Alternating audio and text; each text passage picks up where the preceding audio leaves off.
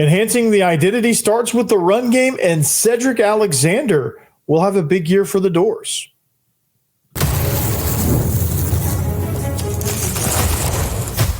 You are Locked On Vandy, your daily podcast on the Vanderbilt Commodores, part of the Locked On Podcast Network, your team every day. Up, guys? Welcome into the Locked On Vandy podcast on the Locked On Podcast Network. I'm your host, Corey Burton. Thanks for making Locked On Vandy your first listen each and every day. We are free and available wherever you get your podcasts and on YouTube as a part of the Locked On Podcast Network, your team every day. Today's episode is brought to you by Gametime. Download the Gametime app, create an account, and use code LOCKEDONCollege for $20 off your first purchase. Now, today's episode, we're going to dive into baseball. Yeah, that's right. Baseball. The Vandyboys pitching staff looks poised for a big year. What do they look like? Also, enhancing the identity starts with the run game. And Sedrick Alexander will have a big year for the Dores. I'm very confident at that. And there's a lot of reasons to that, okay? And we talked on yesterday's show about enhancing the identity and what Vandy can do to do such a thing and to be able to take what they built last year and continue to build on top of that. The foundation was laid. Now they have to build on top of that foundation and continue to build on top of that foundation because their top 40 program, they need to keep that up if they want to attract the recruits, if they want to attract quality coaches, and so on and so forth. NIL dollars, if they want to make the university atmosphere really good and they want fans in Nashville to support, this is what they got to do. And this is what they have a chance to do. And bringing Sedrick Alexander back was good. So discover your passing game as playmakers. Enhance your run game by incorporating more pre-snap movements and shifts, right? So enhancing the run game goes beyond – well, it goes in a million different directions, and it takes a lot of different things to make that happen. So we have to enhance the identity there, okay? And that's kind of what we're dealing with that. And so – you have to, who's the playmakers, who's next up, who's behind Sedrick Alexander, who's going to also contribute in the run game. So we have to kind of look at all of that when we look at this Vandy program because that's the cornerstone of what they want to do. They've got Diego Pavia.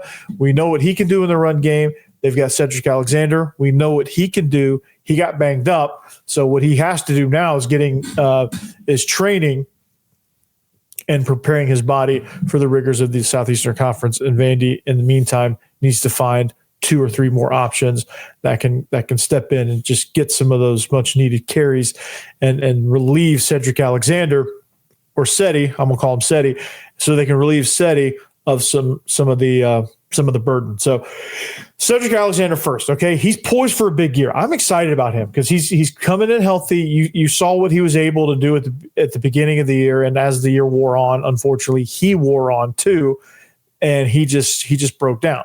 Same with Diego Pavia. I just don't think they were ready for this type of game style. I don't think he was that ready for the physicality and the amount of carries and the amount of work that he was going to get, the amount of times he had to, BYOB or be your own blocker, like all of that.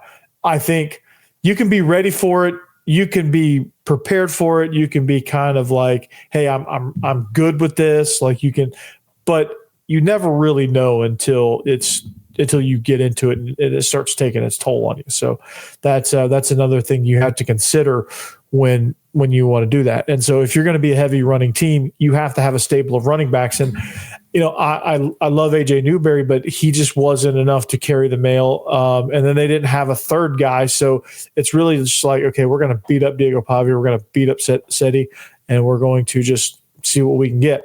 And what we got is those two guys kind of ran out of gas and fell apart. So in order to be able to be better at that, they have to find some playmakers behind them, which Johan Cardenas and Gabe Fields are going to have to step up as freshmen.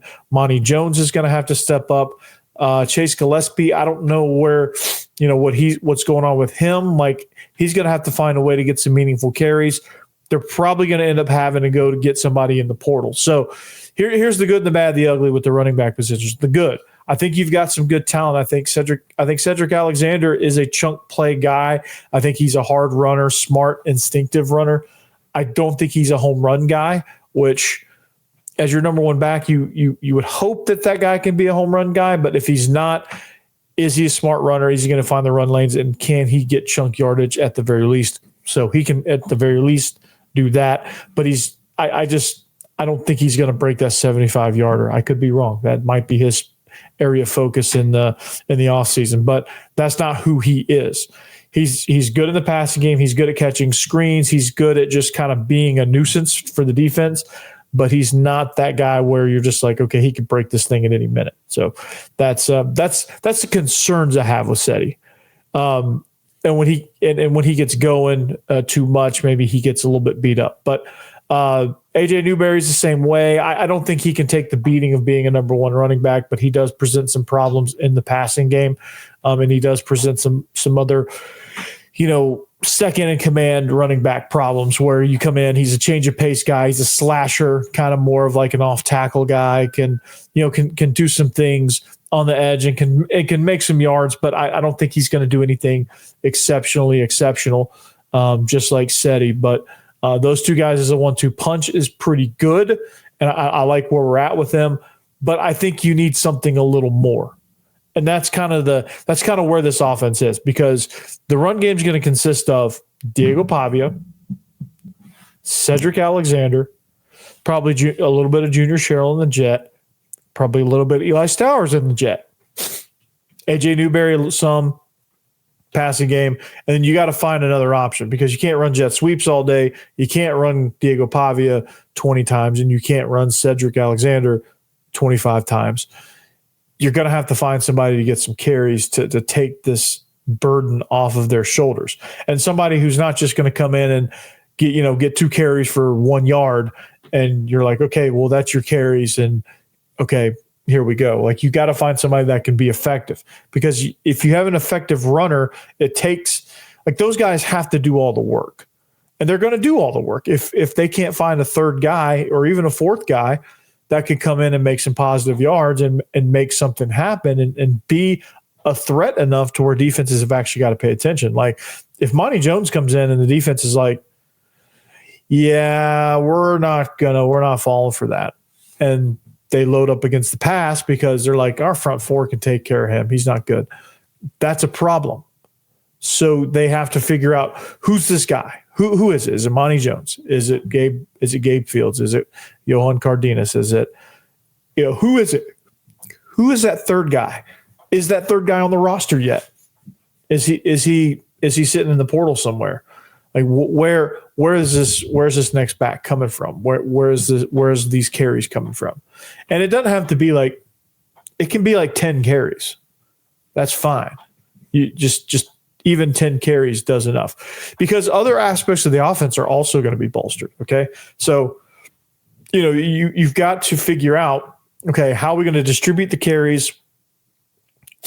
Is our passing game going to be good enough to be able to bolster our run game and keep our run game as fresh as possible? Because it got worn out last year because you couldn't really pass. Like, drop back passing for Diego Pavia it just wasn't going well.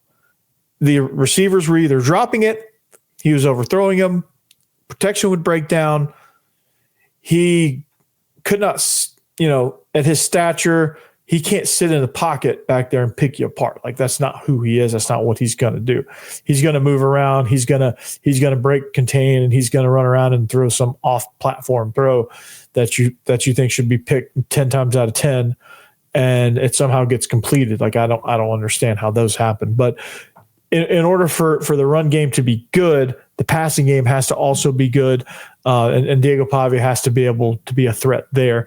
And I think there's going to be a lot of rushing yards gained in the passing game where Diego Pavia drops back, hits his back foot, sees a crease in the center of defense, and just says, you know what? Screw it. I'm taking it. I'm going to take it myself. And he just, boom, takes off. And next thing you know, it's first down, Vandy. And everybody's all excited. So it's going to be kind of a tricky thing, because you didn't really add a ton of personnel from the portal And you're really just kind of saying, okay, Gabe Fields, we really liked you coming out of high school. We hope you're going to be the guy soon because we're going to need you. Like Gabe Fields might jump up to the number 3 spot, which he's a talented guy. Don't get me wrong, but you're really going to put some of those important carries into a freshman's hands at running back. I don't know, unless he's a generational talent. I just don't know that you do that to a freshman at that position. Other positions like wide receiver, yeah, you can throw a freshman in there. Just tell them, hey, give them a rack of plays and say, okay, learn these plays. This is what you're going to run, and then just put them in there for those small package of plays and say, okay, do your thing. Like that's not bad. Or like freshman corners can be hit or miss. Like sometimes you get those guys that just have bravado coming out of their ears, but they get in there and they ball out, or sometimes they just don't. I don't know. But freshman running backs, freshman offensive linemen, those guys are tough to have to rely on. So I don't know what's going to happen there as far as personnel, but it's I like Gabe Fields' size. I like his speed. He's very physical. He showed good vision. But again, it's going to be how does he develop? And he's probably one of those that should redshirt, but no idea. He's a smart guy, big physical guy. So, but Vandy's got some talent. They got a couple power backs. Johan Cardenas is that too. He's a big power back. Decent speed, good vision. If he can stay healthy, it's he could be kind of that sledgehammer. Michaelan Young, he's a patient runner. I really liked what he did in that Auburn game when he played back before he transferred, when he played for New Mexico State. He has good vision, good burst, physical runner, elite quickness. He's somebody that is quicker than he is fast. He can shift on you and leave you hugging air, but I don't think he's going to pull away from you. And that reminds me a lot of Sedrick Alexander. So they just need a home run hitter, really is what I'm trying to say. And this is not a shot at Seti. This is not a shot at Newberry. This is not a shot at any of these guys. But this is simply a, hey, this is a specialty type of back that they need. Like Vandy has to, if they're going to be good, they have to get creative in how they use their personnel. Like I just don't think right now this could change, and this could, be part of the identity shift that nets a positive change. But they just need to focus on getting role players, getting guys that, okay, you're going to come in some of these, like a good all around back like Seti. All right, okay, you're gonna be our good, but not really good at a lot of things, not elite at any of them, type running back. And then you bring in this guy. Okay, he has elite speed. He can hit a home run. He's pretty good at most things, but you give him the ball and he can find a crease and burst into the open field and hit a home run. That guy's valuable, right? As long as he's not fumble prone or turnover prone, as long as he's not too injury prone, I'd say go get the fastest running back in the portal. Say, okay, if you have decent vision, decent size, and you can qualify, hey, come on over here. We'll give you 8 to 10 carries a game, and hopefully you hit a home run on at least one or two of those, or big chunk yardage, like super explosive. When I say super explosive, like 40+ yard gain. But something like that I think would help the run game. So, but baseball, I'm excited about baseball. Baseball is the next sport to kind of prove that, hey, Vandy is like actually turning some sort of corner in the athletic program. We'll talk about that next. All right. Attending playoff games, NFL playoff games, is an experience like no other. Now you have a chance to go to the Super Bowl. They're probably pretty expensive, but the energy, the excitement, and the connection with other fans is unmatched. I remember the thrill of seeing my favorite team clinch a playoff win live. It's a memory I'll never forget. This year, Gametime makes it even easier to create those unforgettable moments with their new feature, Gametime Picks. It filters out all the fluff and shows you only the best deals on great seats so you can focus on what matters, being there. I used Game Time picks to grab tickets for an upcoming playoff game, and it couldn't have been easier. I found a super deal that gave me incredible value for amazing seats, and I could even preview the view from my spot before buying. The all-in pricing is a game changer, and no surprise fees at checkout. That's also a game changer. So knowing my tickets are backed by the Game Time guarantee gives me complete peace of mind. So take the guesswork out of buying tickets with Game Time. Download Game Time app, create an account, and use code LOCKEDONCollege for $20 off your first purchase. Terms apply. Again, create an account and redeem code LOCKEDONCollege. That's LOCKEDONCOLLEGE for $20 off. Download Game Time today. Last minute tickets, lowest price, guaranteed.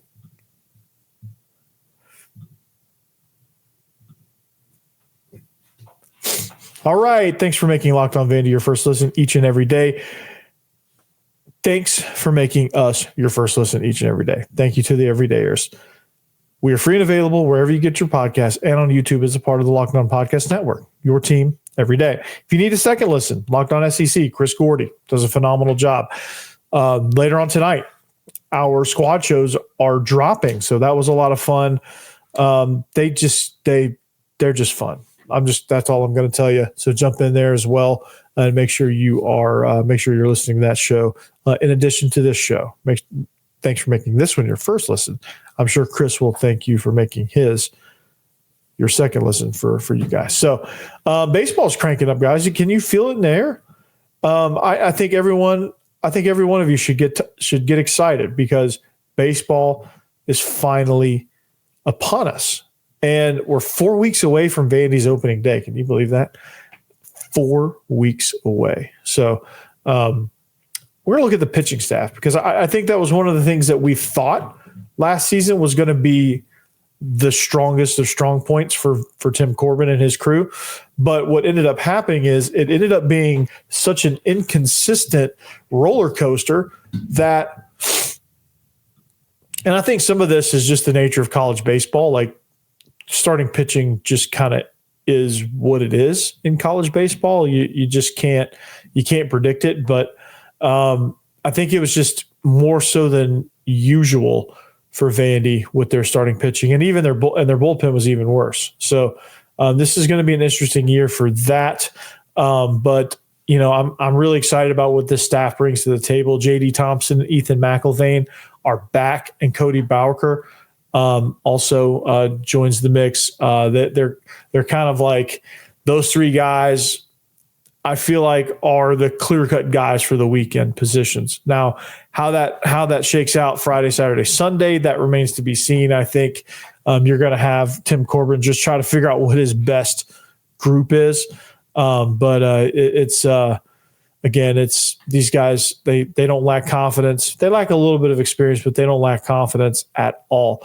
But J.D. Thompson, he was a breakout star last year. He was the most consistent pitcher last year. He left-handed guy, love lefties. I'm a lefty myself. Shout out. So he had a 2.94 ERA over 11 starts. He did a lot of weekday starts, and he was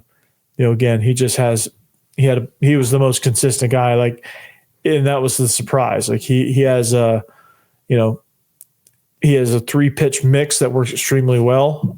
He's not overpowering. He doesn't have plus stuff, but he hits his spots, and he just gets guys out. He has a fastball, 91, 92, somewhere in that range. And he's just an even keel guy. And he has a changeup and a slider that's pretty good. I don't think he's a strikeout type pitcher. He is a guy that's going to get you out. He throws kind of a heavy baseball, and he's just somebody that just kind of comes in there, just kind of grits it and bears down and gets it to work. Ethan McIlvain probably going to start somewhere in the weekend. He is. He kind of started real slow. He had a 3.24 ERA, so finished strong. And he had really good games down the stretch. He pitched for Team USA in the Cape Cod League over the summer. So Ethan McIlvain got plenty of reps throwing the ball. He only pitched 1 inning for Team USA. He gave up 2 runs, bounced back in the Cape. In the Cape, he was outstanding. 0.77 ERA. He recently was ranked 24th best sophomore in college baseball by perfect game. And the Dore Report, I love the Dore Report, dude. They're giving some detailed baseball information. All right. And then Cody Bowker, the transfer from Georgetown. I'm excited to see this one. He had a 2.57 ERA there. He was a reliever his freshman year. He started his sophomore year with a 3.0 ERA, not GPA. And he is, when you watch him throw, you're going to be like, what the? But he's just effective. He's good. He played in the Cape as well. He played fall ball, and he was just good.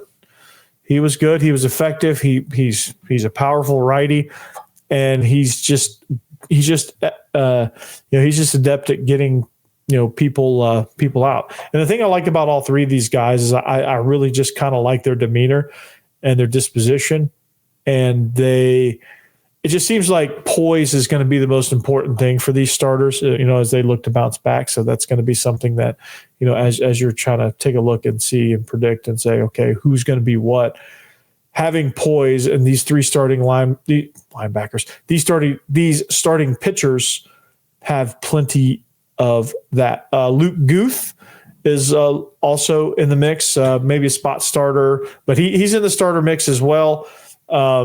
He finished the season with a 5.4 ERA and a 1.2 record, but he's somebody that can spot start. He can get you a midweek win. Christian Moore is somebody that also is factoring into one of those spots, just to kind of see, okay, well, if you have two midweek games, or if you're like in a stretch where, like, if you get one in one of those classes, like, he can come in and make a spot start if you don't want to, throw out McIlvain or Thompson or Bowker.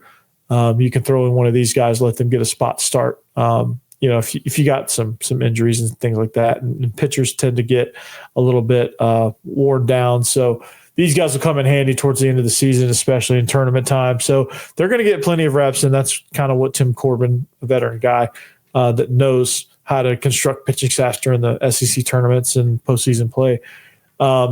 Scott Brown is he's a new addition as the pitching coach, and he's going to be really, really good. I think he's going to make some jumps. I think there's going to be some guys that make some jumps there. Connor Fennell and Jason King, those two guys. Hudson Barton. Freshman kid. There's some guys out there that could get some innings. Most likely, some of these younger guys will end up in the bullpen just to get some work. But the starting pitching looks pretty solid. I'm really excited about the top three starters. That's going to be incredible. So, what does the bullpen look like, though? Because that's the most important part. The bullpen is where you win and lose. We'll talk about it next. All right, Joint Chiropractic, over 900 locations nationwide. Go find one nearest you. Go get adjusted. Lord knows I need it. I might go get adjusted tomorrow, actually. And I can't turn my head. But the Joint Chiropractic, they get a customized plan for you. They have good membership plans as well.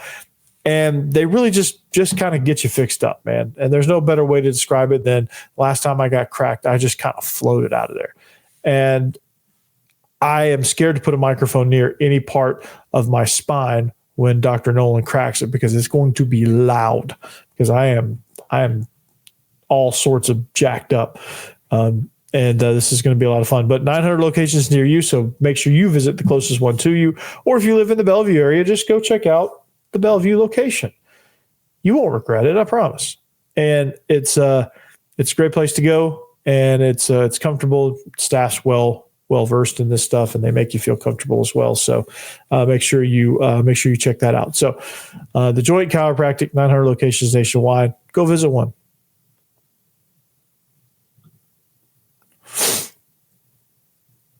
Okay, wrapping up the show here. Locked On Vandy, at Locked On Vandy on all social media platforms.